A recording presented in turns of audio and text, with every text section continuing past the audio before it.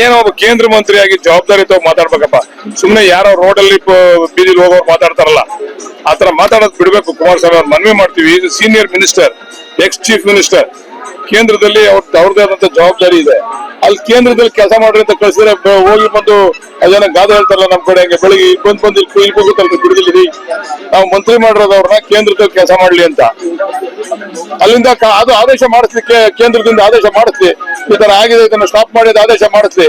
ಅದ್ ಬಿಟ್ಬಿಟ್ಟು ಒಂಥರ ಆದಿಲ್ಲಿ ಬೀದಿಲಿ ಬೇರೆಯವ್ರನ್ನ ಮಾಡ್ತಾರಲ್ಲ, ಆ ತರ ಬಿಹೇವಿಯರ್ ನ ದಯಮಾಡಿ ಬಿಡ್ಬೇಕು ಅಂತ ಮನವಿ ಮಾಡ್ತಾರೆ. ಹೌದ್ರಿ, ಅವ್ರಿಗೆ ಏನ್ ಕಾಣಿಸ್ತಾ ಇದೆ, ಮುಖ್ಯಮಂತ್ರಿಗಳಿಗೆ ಕೆಟ್ಟ ಸುತ್ತಬೇಕು. ಅವ್ರ ಮನಸ್ಸಲ್ಲಿರ್ತಕ್ಕಂಥ ಉದ್ದೇಶನೇ ಅದು. ಹೊಟ್ಟೆ ಒಳಗಡೆ ತೋರಿಸ್ತದೆ ಅವ್ರಿಗೆ. ಅವ್ರನ್ನ ಡಿ ಕೆ ಶಿವಕುಮಾರ್ ಅವ್ರನ್ನ ನೋಡಿದ ತಕ್ಷಣ ಹೊಟ್ಟೆ ಒಳಗೆ ತೋರ್ಸಕ್ ಶುರು ಆಗ್ಬಿಡ್ತದೆ. ಅದಕ್ಕೋಸ್ಕರ ಹಿಂಗೆಲ್ಲ ಮಾತಾಡ್ತಾರೆ. ಕೋರ್ಟ್ ಅಲ್ಲಿ ಇದೆ ರೀ, ಅಷ್ಟು ಸುಲಭ ಮಾಡಕ್ ಆಗಲ್ಲ.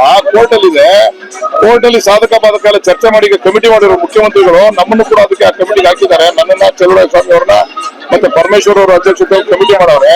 ಆ ಸಬ್ ಕಮಿಟಿಗೆ ತೀರ್ಮಾನ ಆದ್ಮೇಲೆ ಕ್ರಮ ತಗೊಂಡಿದ್ದಾರೆ. ಕೇಂದ್ರ ಸಚಿವರೇ ಈ ರೀತಿ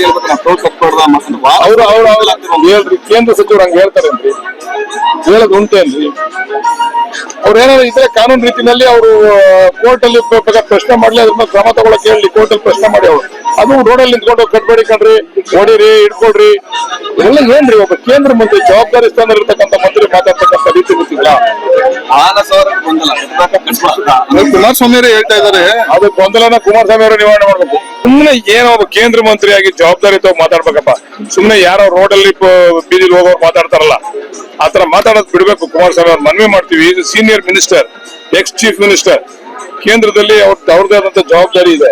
ಅಲ್ಲಿ ಕೇಂದ್ರದಲ್ಲಿ ಕೆಲಸ ಮಾಡ್ರಿ ಅಂತ ಕಳ್ಸಿದ್ರೆ ಹೋಗಿ ಬಂದು ಅದೇನ ಗಾದೆ ಹೇಳ್ತಾರಲ್ಲ ನಮ್ ಕಡೆ, ಹಂಗೆ ಬೆಳಿಗ್ಗೆ ಬಂದು ಇಲ್ಲಿ ಹೋಗುತ್ತಲ್ರಿ ಬಿಡದಿಲ್ಲಿ, ನಾವು ಮಂತ್ರಿ ಮಾಡಿರೋದವ್ರನ್ನ ಕೇಂದ್ರದಲ್ಲಿ ಕೆಲಸ ಮಾಡ್ಲಿ ಅಂತ ಅಲ್ಲಿಂದ ಅದು ಆದೇಶ ಮಾಡಿಸ್ಲಿಕ್ಕೆ ಕೇಂದ್ರದಿಂದ ಆದೇಶ ಮಾಡಿಸ್ಲಿ.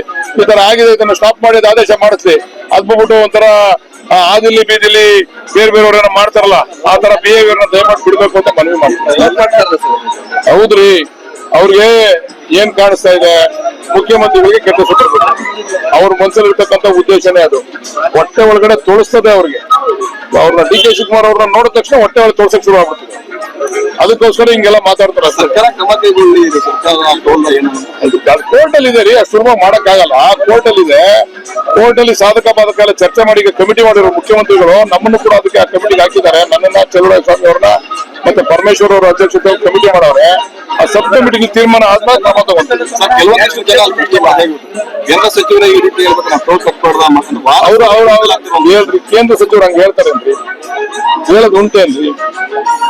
ಅವ್ರು ಏನಾದ್ರು ಇದ್ರೆ ಕಾನೂನು ರೀತಿಯಲ್ಲಿ ಅವರು ಕೋರ್ಟ್ ಅಲ್ಲಿ ಪ್ರಶ್ನೆ ಮಾಡ್ಲಿ, ಅದ್ರ ಮೇಲೆ ಕ್ರಮ ತಗೊಳಕ್ ಹೇಳಿ ಕೋರ್ಟ್ ಅಲ್ಲಿ ಪ್ರಶ್ನೆ ಮಾಡಿ. ಅವ್ರು ಅದು ರೋಡಲ್ಲಿ ನಿಂತ್ಕೊಂಡು ಕಟ್ಬೇಡಿ ಕಣ್ರಿ, ಹೊಡಿರಿ, ಇಟ್ಕೊಡ್ರಿ, ಎಲ್ಲ ಏನ್ರಿ? ಒಬ್ಬ ಕೇಂದ್ರ ಮಂತ್ರಿ, ಜವಾಬ್ದಾರಿ ಸ್ಥಾನದಲ್ಲಿ ಇರ್ತಕ್ಕಂಥ ಮಂತ್ರಿ ಮಾತಾಡ್ತಕ್ಕಂಥ ರೀತಿ ಗೊತ್ತಿಲ್ಲ.